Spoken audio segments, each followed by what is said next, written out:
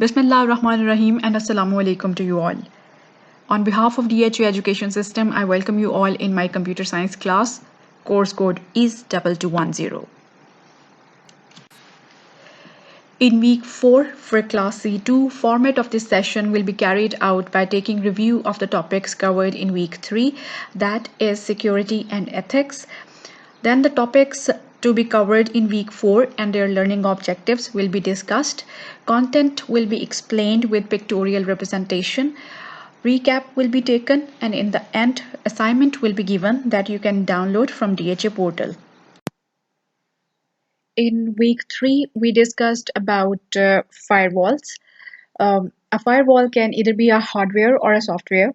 It sits between the user's computer and an external network, for example, internet, and filters information in and out of the computer.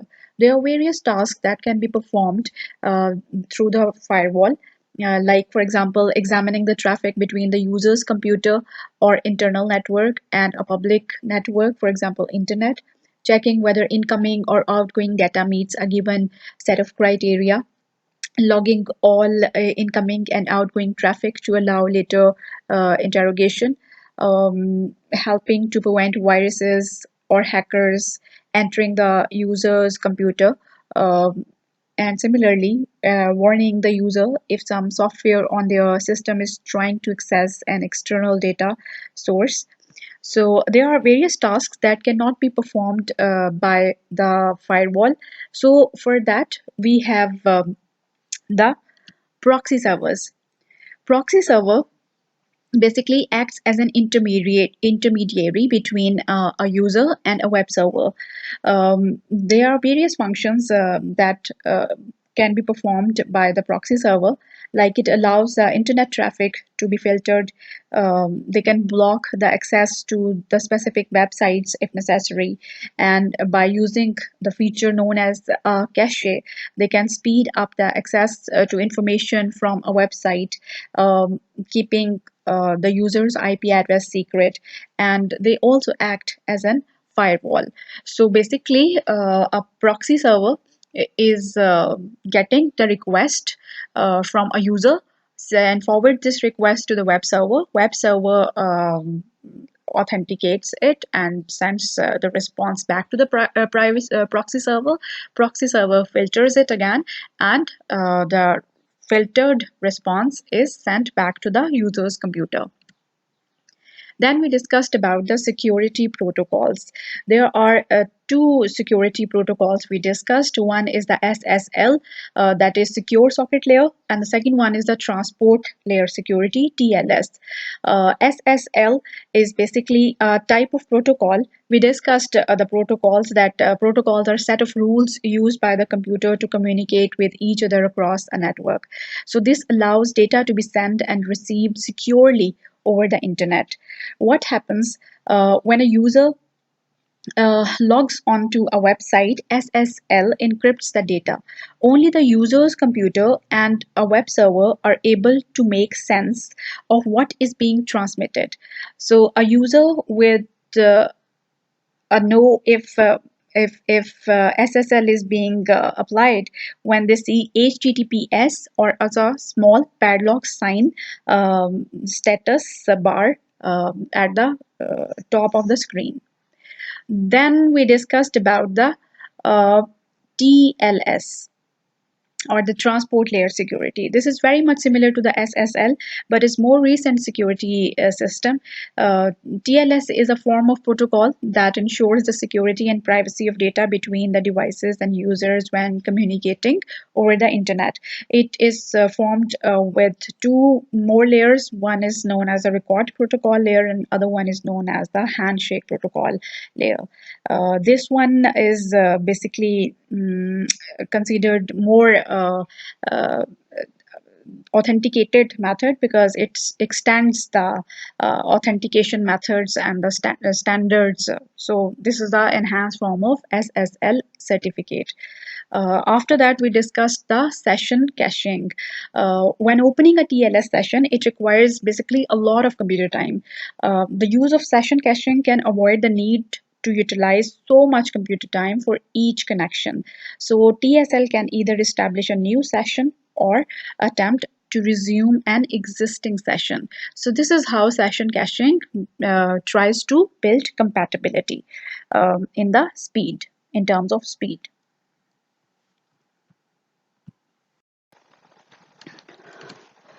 Then we discussed about the encryption and types of encryption. Encryption is basically used to protect data in case it has been hacked. Whilst encryption won't prevent hacking, but it makes the data meaningless or useless for the recipient because they do not know what actually the data was. So there are two types of encryption. We can encrypt the data by two ways. One is the symmetric encryption and the other one is the asymmetric encryption.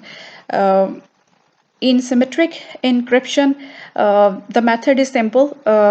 It involves that only one secret key will be used to cipher and decipher the information. So the sender and the recipient both should know the secret key that is used to encrypt and decrypt all the messages. But there is a disadvantage of symmetric key encryption, and that is all the parties involved have to exchange that key that is used to encrypt the data before they can decrypt it. While in asymmetric encryption, asymmetric is also known as public key or cryptography, which is a relatively new method compared to the symmetric encryption. Asymmetric encryption uses two keys to encrypt a plain text. Secret key are exchanged over the internet or over the large network. So one key is known as the public key and the other key is known as the private key. A public key is made freely available to anyone who might want to send you a message. The second private key is, however, kept a secret so that you can only know the one who is decrypting the message. So these were the two methods we discussed. After that, we discussed about the plain and ciphertext. Plain text is anything written simply in the form of string that is known as a plain text. So you can say the normal representation of data before it goes through an encryption algorithm. That's the plain text, and ciphertext is the output from an encrypted algorithm. So this diagram, we also discussed this diagram. We have a plain text. By using the encryption or key, we convert it into the ciphertext, and then using a decryption key, we again convert it into the plain text so that we can read what actually the message was. After that, we discussed authentication. Authentication is used to verify that data comes from a trusted source. It works with encryption to strengthen internet security. User authentication can be done by different ways. There are in three ways, like we have knowledge-based authentication, which includes traditional password system, which includes PIN and password. Then we have possession-based authentication, where the token, smart card, and QR codes are being used. And then the advanced one is the biometric based authentication, in which the fingerprint scan, iris scan, retina scan, hand scan, and facial scan. These are the different methods. Similarly, digital signatures, keystroke, the keyboard keystrokes, and the mouse movement. These are the different methods that are used for the authentication or to authenticate a user. Then we talked lastly about the denial of service attacks. A denial of service attack basically is an attempt at preventing users from accessing part of the network or maybe other part of the server. So what happens basically that unknown people or the intruder just keep the network busy by sending continuous requests, and this way the user cannot access the legitimate website. So this is another form of you can say the security threat that is known as denial of service. That is it. In the end, we discussed an application that how a person can be authenticated by when it is an online banking module executing. Hope you people have given a thorough read to the topic. So now let's start the topic that we are going to cover in week 4. In week 4, we will cover the topics computer ethics, common issues of computer ethics, intellectual property, categories of intellectual property, copyrights, what copyrights can protect and what not, netiquettes, netiquettes to protect your privacy, plagiarism, code of ethics by ACM and IEEE, free software, freeware, shareware. By the end of this lesson, students, you will be able to define computer ethics. You will be able to list some common issues of computer ethics. You will be able to define intellectual property, describe categories of intellectual property and copyrights, list do's and don'ts of copyrights, define netiquettes, describe privacy protection steps. You will be able to explain plagiarism, list 10 key codes of ethics, differentiate between freeware, free software, and shareware, and in the end you will be able to specify examples for each. Now let's start the topic. Computer ethics. Computer ethics is a set of principles set out to regulate the use of computers. Or we can say that computer ethics are a set of moral standards that govern the use of computers. It is society's view about the use of computers, both hardware and software. Computer ethics is a part of practical philosophy concerned with how computing professionals should make decisions regarding professional and social conduct. Some common issues of computer ethics include intellectual property rights, such as copyrighted electronic content, privacy concerns, and how computers affect society.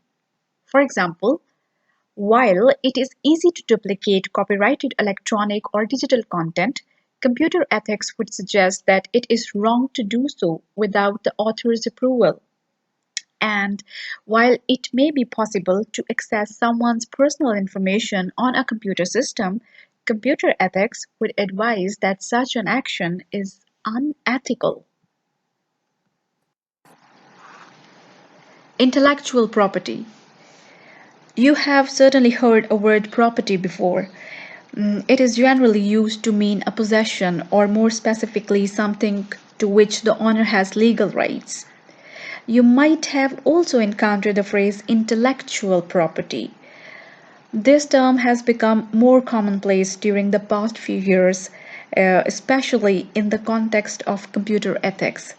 But what exactly does it refer to? Intellectual property refers to creation of intellect, hence the name suggests. Inventions, literary and artistic work, symbols, names, images, and designs used in commerce are part of it. Intellectual property is usually divided into two branches, namely industrial property, which broadly speaking protects inventions, and copyrights, which protects literary and artistic works. Intellectual property is divided in two main categories. Number 1, industrial property. Number 2, copyright. Industrial property, which includes inventions, trademarks, industrial designs, commercial names, designations, and geographic indications. Copyright, which includes literary and artistic works such as novels, poems and plays, films, musical works, artistic works such as drawings, paintings, photographs, and sculptures, and architectural designs. Copyrights. Copyright is a legal concept enacted by most governments, giving the creator of an original work exclusive rights to it, usually for a limited time. Copyright came about with the invention of the printing press and with wider public literacy. As a legal concept, its origin in Britain were from a reaction to printers' monopolies at the beginning of the 18th century. Charles II of England was concerned by the unregulated copying of books and passed the Licensing of the Press Act 1662 by Act of Parliament. In summary, copyright laws protect intellectual property, which includes literary and artistic works such as novels, poems, and plays, films, musical work, artistic work such as drawings, paintings, photographs, and sculptures, and architectural design. But unlike protection of inventions, copyright laws protects only the form of expression of ideas, not the ideas themselves. But what of the works made available to the public on the internet? Are they at all protected by copyright? Once again, yes. For works made available over the communications network, such as the internet, the copyright protects original authorship. But according to the copyright law, it does not protect ideas, procedures, systems, or methods of operation. This means that once such an online work has been made public, nothing in the copyright laws prevents others from developing another work based on similar principles or on similar ideas. Netiquettes. Netiquettes are about the various risks related to using the internet. It is about proper ways in which to use a network and to determine whether information is reliable, while emphasizing four important points that we are going to discuss in the next slide. Number one, real people exist behind the computer. You are actually dealing with people, not with machine. So think twice before you click on send button in the mail chat window. You are not the only one using the network. So keep these other peoples in mind when you say something on the network. Protect your privacy. Just as you would in the real world, be aware of risks, fraud, and false information which exist on the internet. Use common sense when deciding whether information is valid. Do not trust or spread further any information about which you are in doubt. Always try to obtain reliable information. Protect your personal information to keep someone from using it in an unethical way. For example, when you enter a prize contest, your name, address, and phone number may be given to a dealer for personal information details. Number three, you need to avoid spamming. Spamming is basically sending bulk or uncommercial messages over the internet. Spamming is morally bad if it is intended to destroy and done by infringing on the right of privacy of others.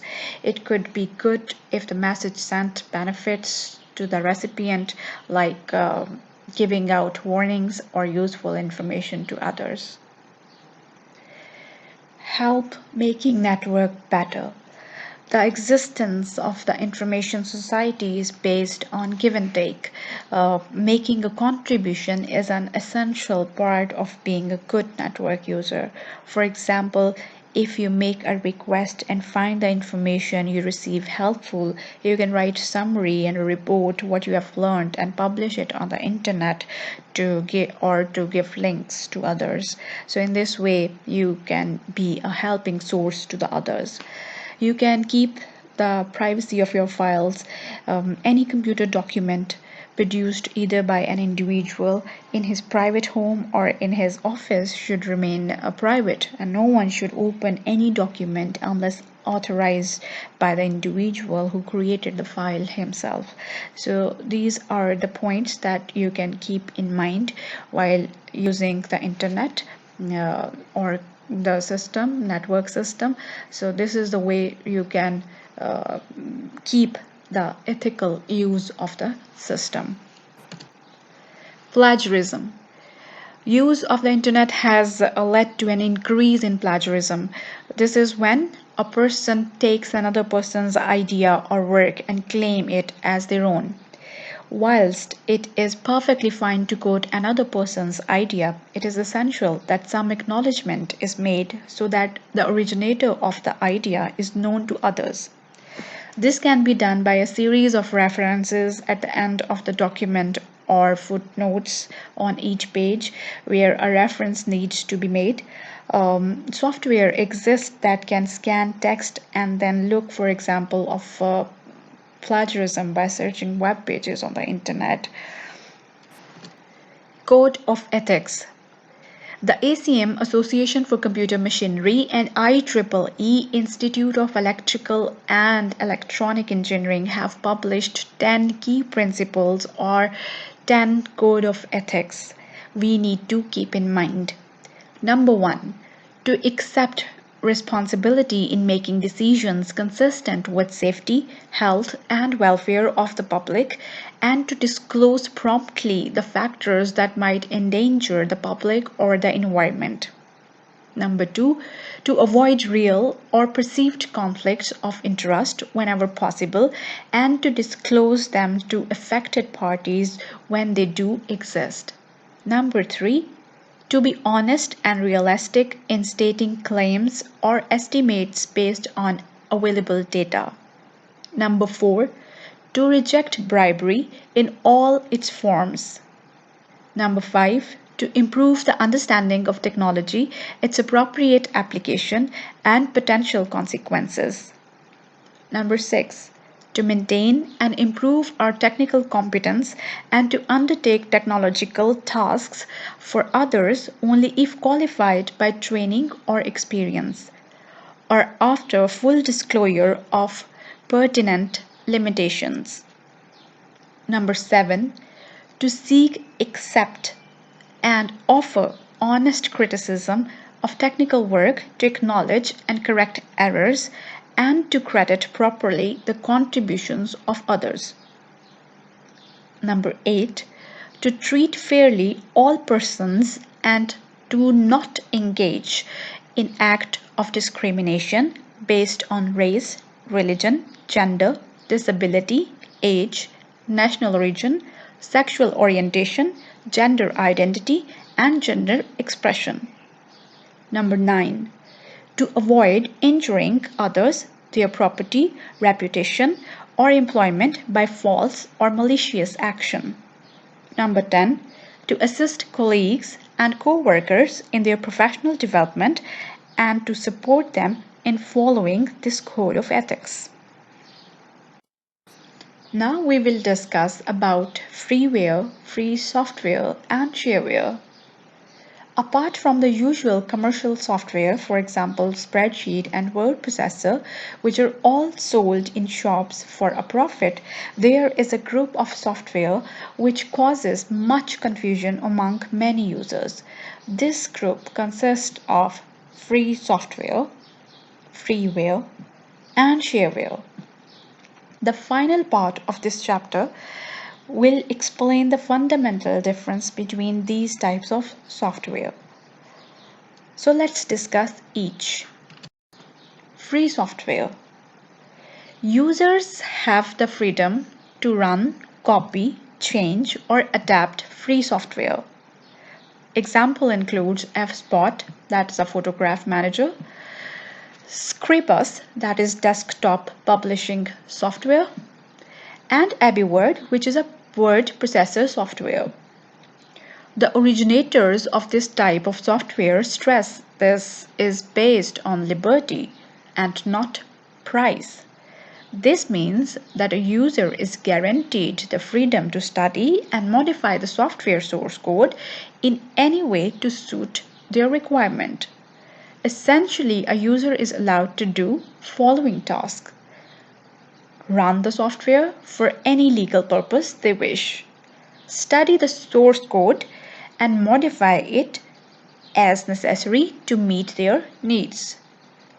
I hope you remember the source code. Source code is a set of instruction or the programming instructions.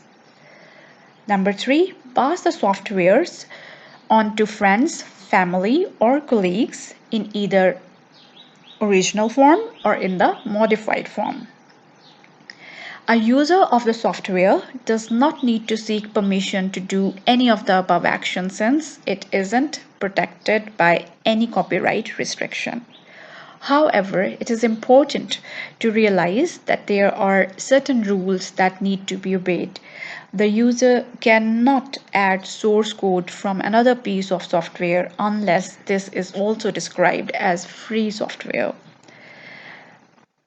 User cannot produce software which copies existing software subject to copyright laws, and the user cannot adapt the software in such a way that it infringes copyright laws protecting other software. User may not use the source code to produce software which is deemed offensive by third parties. Now, freeware. Freeware is a software a user can download from the internet free of charge. Once it has been downloaded, there are no fees associated with using the software. Examples are Adobe, Photoshop, Skype, or media players. Unlike free software, freeware is subject to copyright laws, and users are often requested to tick a box to say they understand and agree to the terms and conditions governing the software. This basically means that a user is not allowed to study or modify the source code in any way. And lastly, shareware. In this case, users are allowed to try out some software free of charge for a trial period. At the end of the trial period, the author of the software will request that you pay a fee if you like it. Once the fee is paid, a user is registered with the originator of the software, and free updates and help are then provided. Very often the trial version of the software is missing some of the features found in the full version, and then this don't become available until the fee is paid. Obviously, this type of software is fully protected by copyright laws, and a user must make sure they don't use the source code in any of their own software. Permission needs to be obtained before this software is copied and given to friends and family or colleagues. We need to note here that ethical issues are raised as electronic communication continues to grow.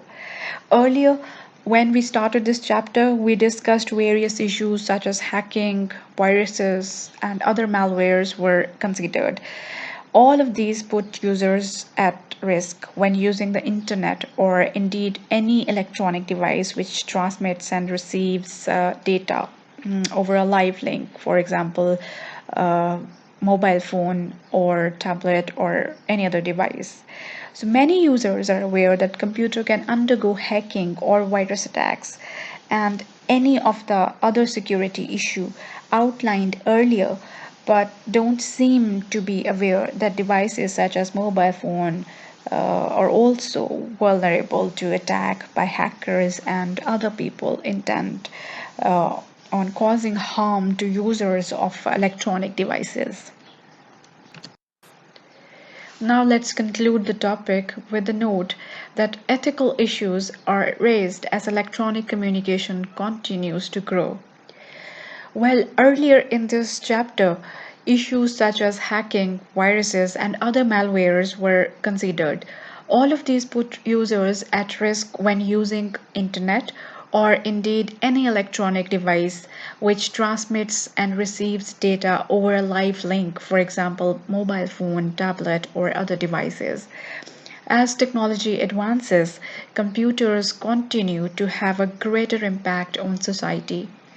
Therefore, computer ethics promotes the discussion of how much influence computers should have in areas such as artificial intelligence and human communication. As the world of computers evolves, computer ethics continues to create ethical standards that address new issues raised by new technologies. Well, students, that's it of this lesson. This is also the end of chapter number 8, which is security and ethics. And this is also the end of your book 1 syllabus. So let's take a quick recap what we have discussed in this session. First of all, we discussed about computer ethics. We said that computer ethics is a set of principles set out to regulate the use of computers, or the set of moral standards that govern the use of computers. Then we discussed about few of the common issues of computer ethics that are related to intellectual property rights, such as copyrighted electronic content, privacy concerns, and how computers affect society. After that, we discussed about intellectual property. Intellectual property refers to creation of intellect, like inventions, literary and artistic works, symbols, names, images, and designs used in commerce are all part of it. Intellectual property is further divided into two branches, namely industrial property, which protects the inventions, and copyrights, which protects the literary and artistic work. After that, we discussed about the categories of intellectual property. There are two categories of intellectual property. One is the industrial property and other one is the copyright. Industrial property includes inventions, trademark, industrial designs, commercial names, designations, etc. While copyright includes literary and artistic works such as novels, poems and plays, films, musical work, artistic works such as drawings, paintings, photographs, sculptures, and architectural design. Then we discussed the do's and don'ts of copyrights. We said that there are certain things that can be protected with the copyrighted laws, like that include the literary and artistic work. But unlike protection of invention, copyright laws only the form of expression of ideas, not the ideas themselves. So once such as an online work has been made public, nothing in the copyright laws prevents others from developing another work based on the similar principle. After that, we discussed about netiquettes. Basically, these are the etiquettes of using internet. So netiquette are about various risks related to using internet. After that, we discussed the rules, how the netiquettes can be followed by keeping real people in mind, by protecting the privacy of your computer, the privacy of your softwares, privacy of your hardware, by avoiding the spamming, by making the privacy on your files, and helping making network better by considering and by acknowledging the work of the originator. After that, we discussed about plagiarism. Plagiarism is when a person takes another person's idea or work and claims it's their own work or their own idea. So that is plagiarism. After that, we discussed about 10 key principles uh, that are the code of ethics presented by ACM and IEEE organizations. In the end, we discussed about 3 of the softwares that are freely available on the internet. One is the free software, another one is the freeware, and third one is the shareware. Free software basically is the one where user essentially is allowed to do uh, the study of the source code and modify it as necessary to meet their needs. User can run the software for any legal purpose. A user can pass this software to the friends and family and colleagues. So this is freely available, and user is given this software with a guarantee to study and modify, and user can even change the source code of that particular software, free software. Then we discussed about freeware. Freeware is a software a user can download from the internet. This is free of cost, and once it has been downloaded, there is no fee associated with the use of this software. And there are so many applications that we can freely download from the internet, and we use it like Skype, like media player, like Adobe, and many other. Then we have the shareware. Basically, in this case, users are allowed to try out some software free of charge, but for the trial period. Once the trial period is over, the user has to pay for it and get registered with the originator of that software, and in this way you can use that shareware. So this is the end of the topic. Hope you people have understood the topics because they were very simple topics. This is the end of the chapter as well. So you can now download the assignment from the THA portal. Assignment is based on the past paper questions. You can simply download it and solve it by going through this slide presentation. Thank you so much for your attention.